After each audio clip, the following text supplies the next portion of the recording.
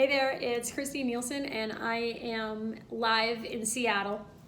And I just visited Microsoft, and I wanted to share something that for me has been really critical throughout Contrast's business. I discovered something about our company and a $1 trillion company. And you will probably relate this to your own company. The mission of Microsoft is to empower people and organizations around the world to do their businesses, to really just be empowered to do more, to make a difference, to do more, to do better business. Their whole thing is about empowerment. And that was brought into play with their newest CEO. And it was a bit of a changing of the guards, but the CEO previous, Steve Ballmer, set up the new CEO, Satya, in a way that allowed him to step onto the shoulders of the previous CEO and carry the mission forward in a way that actually allows Microsoft to be, as you saw in some of our articles this week, one of the most resilient companies in the world. And again, it's a $1 trillion company. Now, your company and my company, we're not $1 trillion companies. We might be someday, but right now we are not.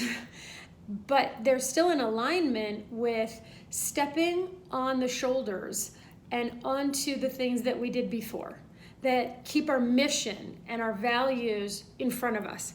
Because if you have a powerful future in front of you, and if you know how you play in that future, then you actually get to go to work every day and make that difference or make that impact or play in that area that you've chosen for yourself and your business, whatever it is, whether it's designing the most beautiful websites on the planet, whether it's building the best architecture, whether it's practicing the best law, being the best leader, being the best COO, being the best CFO, making a difference and an impact on the planet, whatever your business is that allows you to express that, that's what we talked about. And what it really felt like was just having a casual conversation with someone who shared the same kind of business ideas and ideologies and who's been at Microsoft for over 27 years. Now imagine being in a company for over 27 years. I personally can't, but there's something about that company that has attracted employees up to 30 years, 35 years. People stay at Microsoft, and it is growing. It's over 131,000 people work there. And to me, that is just unimaginable. And for many entrepreneurs, we're like, well, I don't want to be 131,000 people. I want to be an individual. Well, guess what? Microsoft has made it so that each one of those people can find their own voice, find their own purpose inside of their mission. They want people to use the Microsoft platform to do better things in the world. And they empower people to do that. That's not lip service. It's part of their culture, which I have talked to you guys a lot about. What is your culture? What is our culture? What are we doing in our companies that really drive the benefit of our business? And I want to say this, I can't say this enough, it's not an in order to. Please don't become a purpose-driven brand in order to grow, scale, do your business. Have it be something that is, your fire, your passion to serve, to build, to create, whatever your thing is, whatever your stamp, whatever your footprint is on the world. Have your mission be aligned with that. And that creates congruency and authenticity in your leadership. That attracts people to want to do business with you. You're not pushing and forcing, you're attracting it. And I think that's really important. And being here in Seattle and being able to go to Microsoft and talk about these things and have lunch was just such an extraordinary thing. And I want to share some of those learnings, and I'll be showing a lot more of those learnings about culture, how to attract people, how to know where to find talent.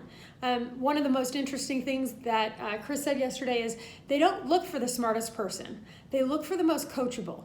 Is the person willing to learn? So when you're looking for people to work with, either partner with or either hire, are they learning?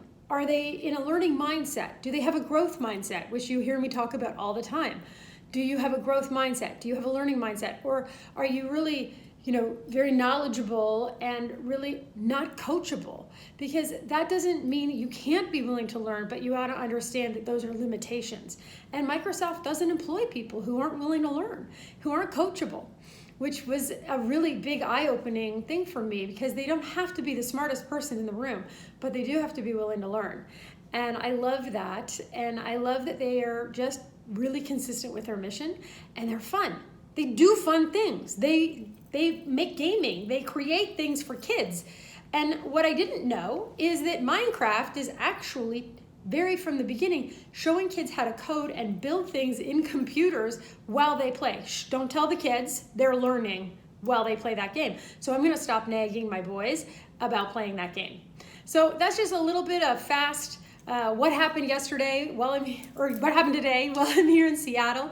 And yeah, thanks, and tune in to our next IGTV.